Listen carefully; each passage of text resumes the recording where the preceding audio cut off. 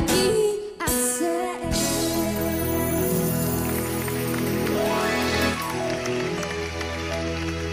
Tepuk tangan dulu untuk kedua peserta ya. Karena sebagai penyemangat kita akan memasuki babak selanjutnya. Babak kedua ini yang lebih seru diharapkan ya. Yaitu babak bidasan atau sanggahan ya. Saya persilahkan kepada tim pro untuk memberikan bidasan. Dewan juri yang kami hormati serta para merhati konstitusi yang hadir di ruangan ini. Nampaknya dalam konteks perdebatan kali ini, kami harus kembali menyebutkan apa sesungguhnya menjadi konteks perdebatan. Perdebatan kita kali ini bukan sedang berbicara mengenai pembubaran HTI oleh pemerintah, namun kita sedang berbicara mengenai pembubaran ormas menurut Undang-Undang Nomor 16 Tahun 2017 Dewan Juri yang terhormat. Artinya, ketika yang menjadi landasan konstitusional rekan-rekan adalah berkaitan dengan permasalahan tersebut, sejati rekan-rekan sendirilah yang justru menyempitkan perdebatan kita Dewan Juri yang terhormat. Kemudian ketika kita mencermati berkaitan dengan apa yang disampaikan oleh rekan pembicara pertama di tim kontra, rekan-rekan mendudukan berkaitan dengan permasalahan otoriter. Padahal rekan pembicara pertama kami dari tim kami telah menjelaskan perbedaan mengenai konsep pengaturan pembubaran ormas menurut Undang-Undang 16 Tahun 2017 dengan bagaimanakah mekanisme pembubaran pada masa Orde Baru Dewan Juri yang terhormat. Artinya otoriter tersebut telah terbantah dengan apa yang ada saat ini. Silakan.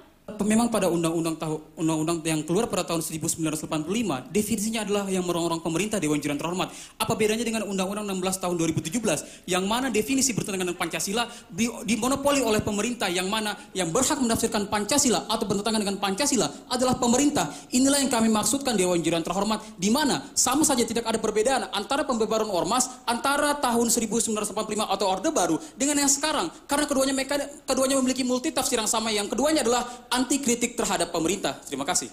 Di dalam peraturan pemerintah nomor 18 tahun 1986 Dewan Juri yang terhormat, di mana konteks merongrong pemerintah telah dijabarkan dalam peraturan pemerintah tersebut, dan konteks mengenai Undang-Undang nomor 16 tahun 2017 telah menunjukkan berkaitan dengan bagaimanakah indikator yang pasti, di mana di dalam penjelasan umum pun telah dipaparkan mengenai keadaan darurat yang dapat mengancam kedaulatan Negara Kesatuan Republik Indonesia berdasarkan Pancasila dan UUD NRI 1945.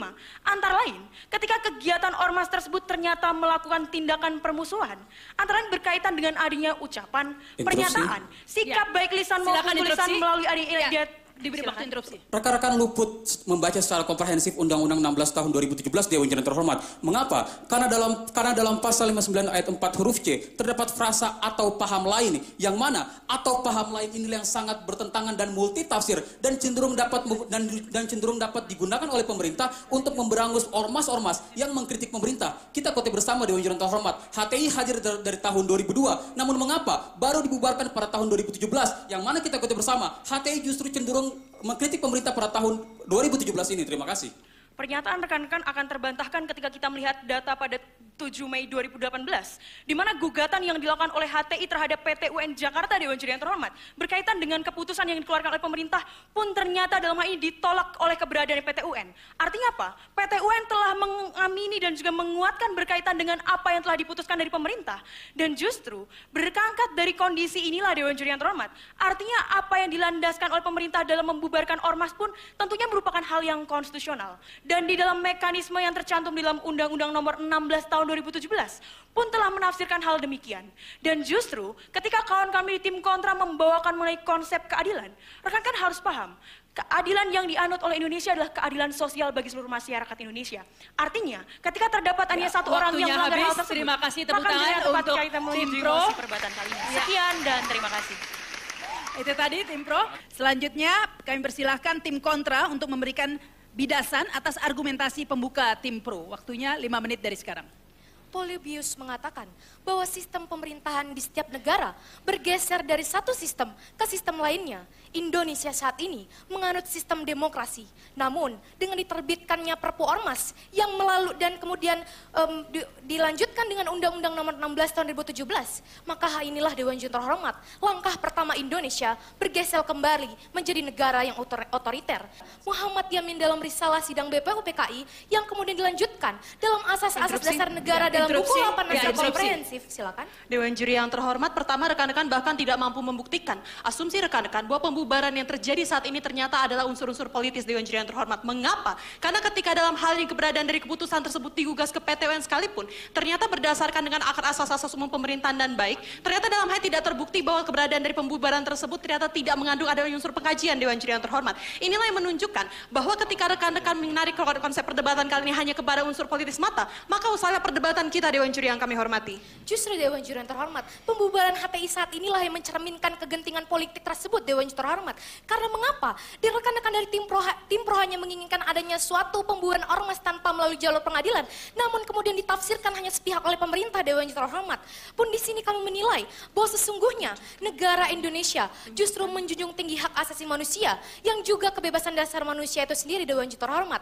Cita-cita inilah yang akan terderogasi bila mana pembubaran ormas menurut Undang-Undang AKUO menghilangkan mekanisme peradilan Dewan Juri terhormat dan juga dinilai hanya berdasarkan subjektivitas pemerintah yang menderogasi hak masyarakat, berujung pada adanya ground metallic fault atau kehancuran terhadap konstitusi itu sendiri Dewan Juri yang terhormat. Dan dalam hal ini pula Profesor Jimli Asidiki dalam karyanya Pengantar Ilmu Hukum Tata Negara menyatakan, silakan. Dewan Juri yang kami hormati, mekanisme due process of law tidak hanya terjadi di dalam peradilan. Ketika rekan-rekan paham terdapat adanya mediasi, konsolidasi, dan arbitrase, yang mana kalau mekanisme tersebut telah berhasil menyelesaikan suatu sengketa, apakah hal tersebut bukan merupakan due process of law? Tentu saja iya, Dewan Juri yang terhormat. Atas dasar itulah Dewan Juri yang kami hormati, di sini keberadaan dari pembubaran ormas melalui pemerintah pun tetap mencerminkan ada due process of law karena didasarkan atas hasil pengkajian oleh pemerintah terlebih dahulu pun terdapat adanya sanksi administratif sebelum pemerintah melakukan pembubaran. Ya, cukup. Pengkajian terhadap pemerintah itulah Dewan Juri terhormat yang maksud kami adalah penafsiran tunggal daripada pemerintah tersebut, bukan melalui mekanisme peradilan yang benar-benar terdapat adanya due process of law. Karena kita melihat saat ini Dewan Juri terhormat, pembatasan kekuasaan pemerintah agar tidak sewenang-wenang di dalam menyelenggarakan pemerintah terlebih agar tidak merugikan rakyatnya sendiri Dewan Juri terhormat. Atas dasar landasan argumentasi tersebutlah Dewan Juri yang terhormat, kami tegas menolak mosi perdebatan kita kali ini. Waktunya habis. Sekian, terima kasih dan salam konstitusi. Ya, luar biasa, tepuk tangan untuk kedua tim.